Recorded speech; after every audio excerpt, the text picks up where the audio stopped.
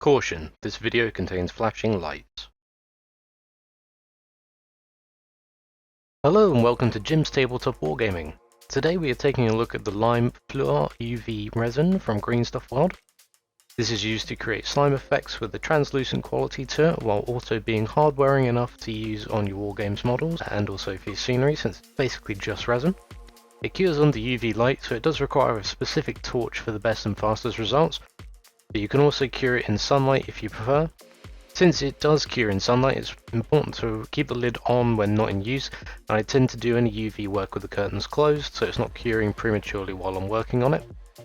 The bottle states that it takes between 2 to 4 minutes to cure with the UV light, 5 to 10 minutes on a sunny day, and anywhere up to 40 minutes if you live in the UK. Since this is liquid resin, it does pose an irritation risk, and so gloves and eye protection are recommended. I'm also working in a well-ventilated space. Apply the goo straight from the bottle onto the surface using an old paintbrush to move the resin around the model. It will trash the brush, so don't use any good brushes.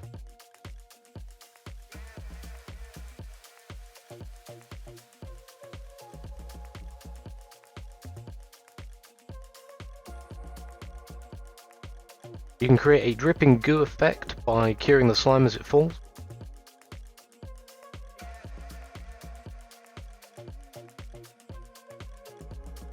The resin does tend to heat up as it dries, so just be careful, it might be warm to the touch. I'm also adding some slime to the open bits of the base so it looks like the tentacle is coming out of the goo.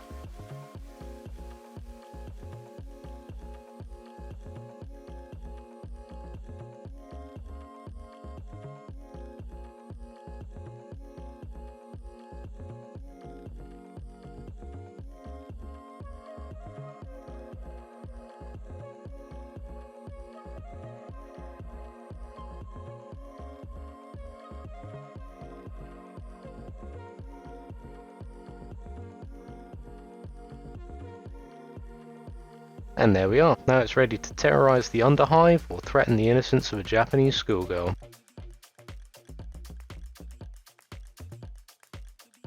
Since the resin does have a glossy see-through finish, I would recommend applying any varnish coats first before applying this effect to maintain that finish. I hope you enjoyed the video. If you found this useful, please like and subscribe, and I will see you next time.